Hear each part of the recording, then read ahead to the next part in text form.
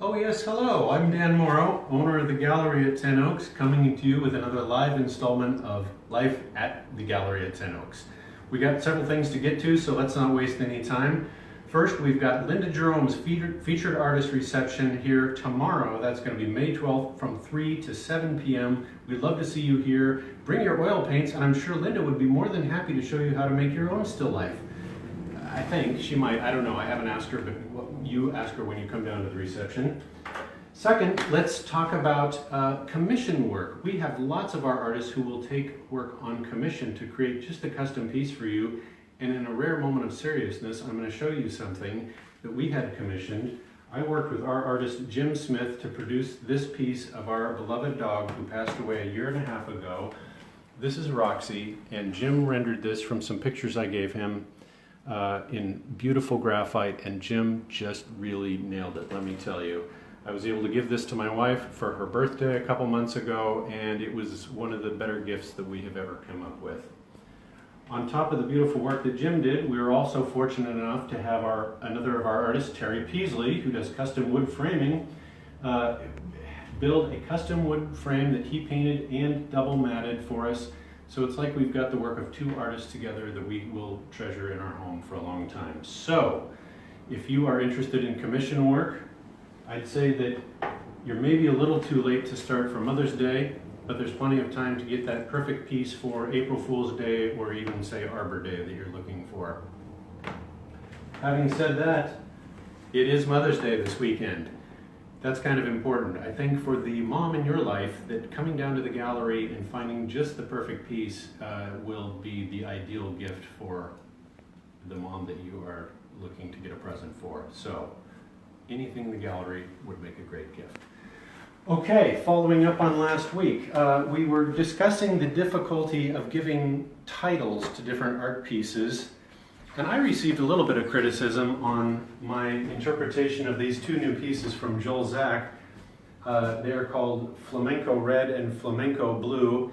And okay, just because I was confused as to which is which, it's not like I can't tell the color red from the color blue, but frankly, I always thought flamencos were pink, and I don't see any birds in this at all. So you tell me who's confused.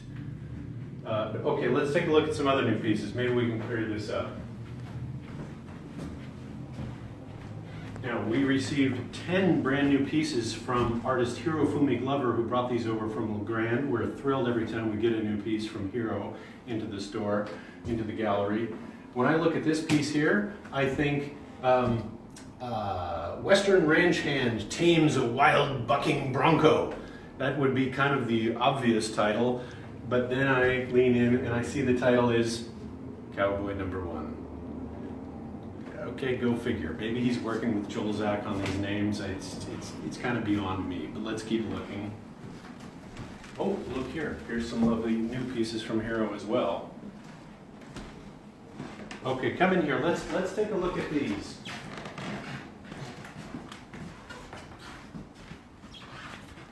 For example, here's this piece from Gaston artist Gail Pedamonte, which I look at it and I would call it The Poppies.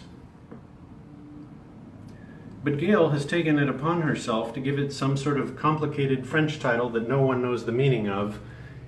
And in looking this up, the correct pronunciation of this is Les Coq. It's pronounced Les Coquix.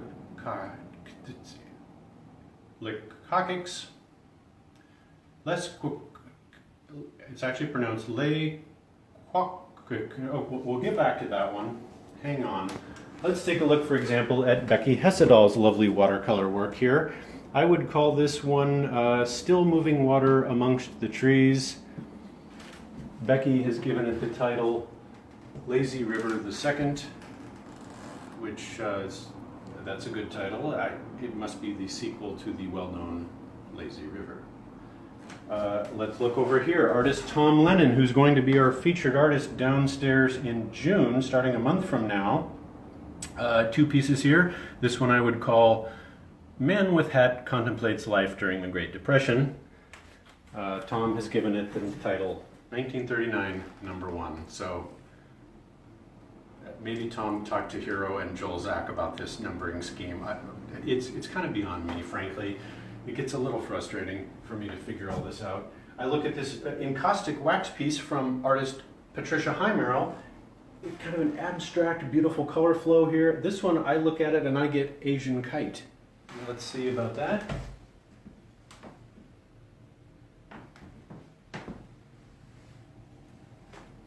I got that one right. Sometimes you do get one right.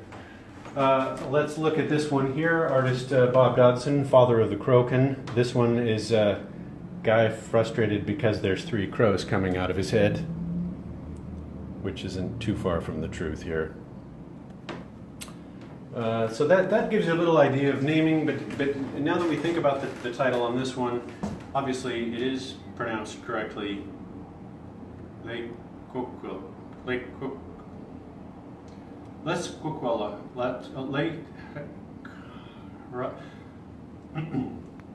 correct pronunciation on this one is Les Coquix, Les Coquix.